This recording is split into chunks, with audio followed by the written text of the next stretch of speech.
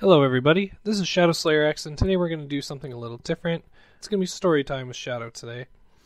And this is going to come from a writing prompt from Reddit that I did about a year ago. The prompt that got me was, you are an enemy character in a video game. Every time the hero of the story dies, time is reversed to a point at which he is alive again. None of the other characters remember this occurrence, but you do. So basically, it's about, picture like your Final Fantasy team going through and then they lose to some monster, and whenever you start again. Except for that every time you start again, the AI of the main bad guy remembers. That's kind of what the story was supposed to be about. So I wanted to share with you guys the story I wrote.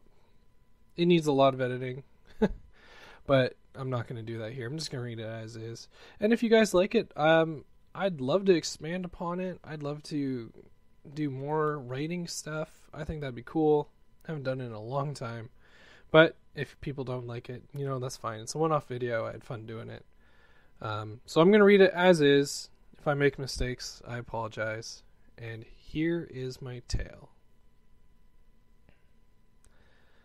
What was the point of being the leader of a vast army controlled by several lieutenants and commanders, each with their own individual traits and abilities? Every single time that little band of nitwits fell to one of my battalions, or when they came across one of the world's forces of power, or when the idiots fell off a cliff, I would be the one who feels immense pain in my head as time rewound. I first began to get these feelings about 12 years after dominating the armies of King Darian Bloomfield. As far as I knew, the land had been cleansed of all those in rebellion or of royal lineage. Stories began emerging that the young princess had been whisked away to the Northern Isles by a powerful wizard under the protection of the giants.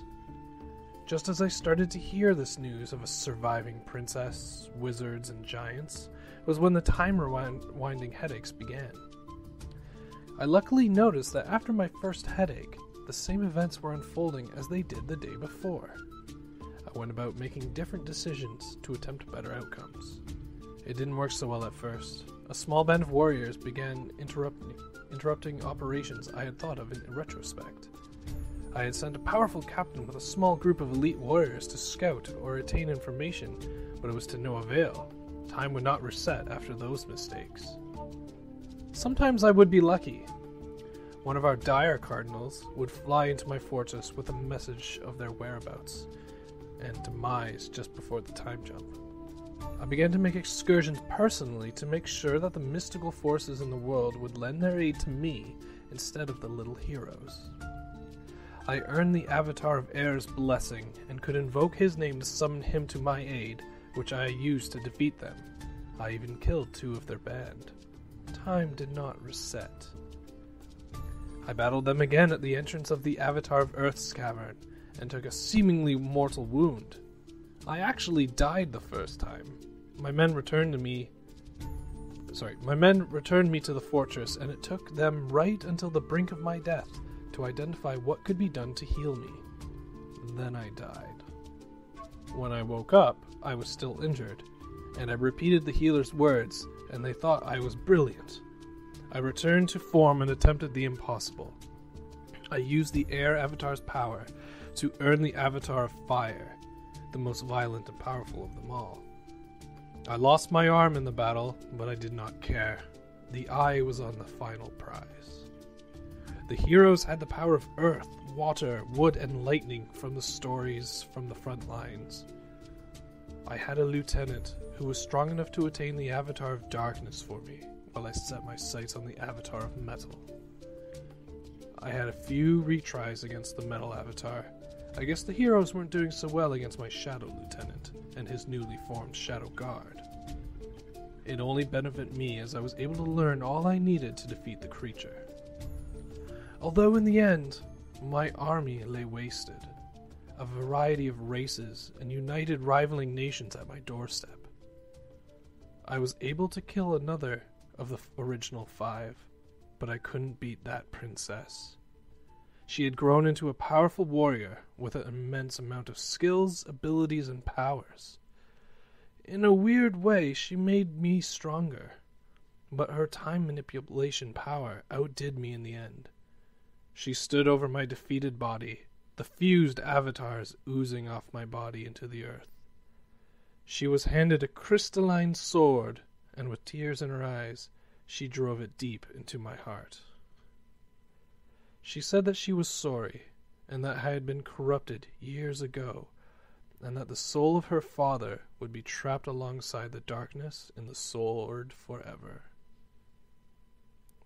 That's it. Yep. When I said sword, I was almost about to say soul. That's why it sounded weird. But yeah, so I thought that was really neat. It's really just a bunch of tropes from video games, quickly written out. I remember I did write this out at work when I used to work afternoons. I work overnights now, and I actually have time, and I've been thinking about this lately, and I think it would be a lot of fun to play upon word stuff. And I was even thinking about incorporating people's suggestions and stuff like that. So let me know what you think of it.